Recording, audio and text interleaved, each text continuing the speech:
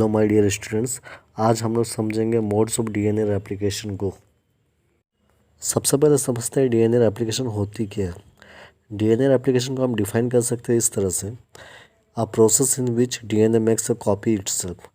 मतलब वह प्रोसेस जिससे डीएनए अपने जैसा हूबहू कॉपी को बनाते हैं।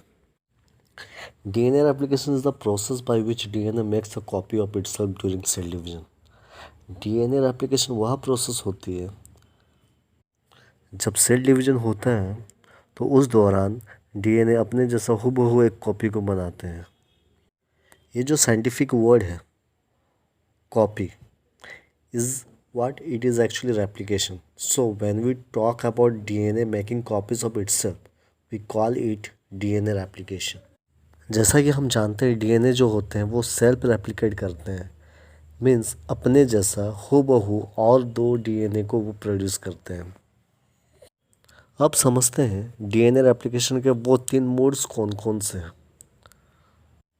Number 1 is the conservative mode of DNA replication. Number 2 is semi-conservative mode of DNA replication. Number 3, dispersive mode of DNA replication. चलिए समझते हैं conservative mode of DNA replication. इसमें होता है क्या है, अगर पेरेंटल डीएनए है तो उसका जब रेप्लिकेशन होगा तो उस पेरेंटल डीएनए से दो डीएनए बनेंगे।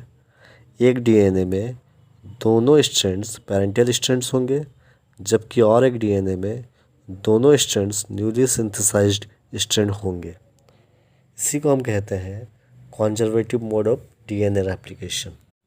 अब समझते हैं semi conservative mode of DNA replication.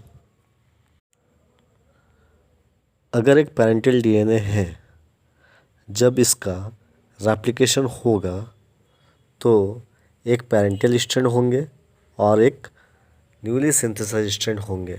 Means एक डीएनए से दो डीएनए बनेंगे, एक में आधा पेरेंटल स्ट्रैंड होंगे और दूसरी जो होगी उसमें आधे जो होंगे वो न्यूली सिंथेसाइज्ड स्ट्रैंड होंगे।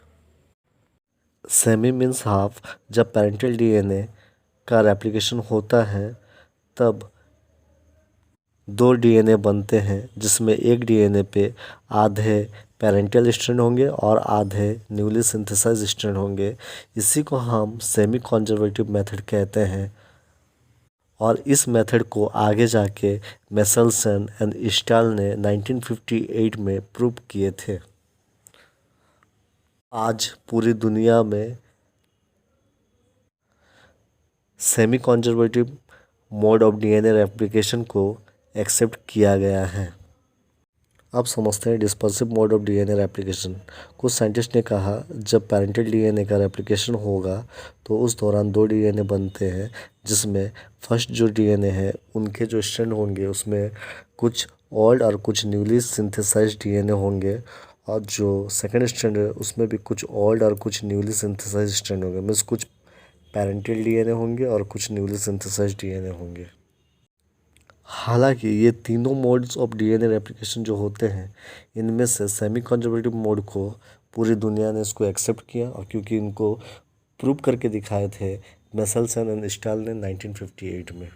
मेरे प्यारे बच्चों, अगर मैं एग्ज़ाम पॉइंट ऑफ व्यू से मैं देखूं तो मैं ये कह सकता हूं कि इससे जो क्वेश्चन पूछे जा सकते हैं वो है what is semi conservative mode of DNA replication. बहुत ही इंपॉर्टेंट टॉपिक है और ये जो क्वेश्चन है बहुत ही इंपॉर्टेंट क्वेश्चन है जो कि 2 मार्क्स के पूछे जाते हैं।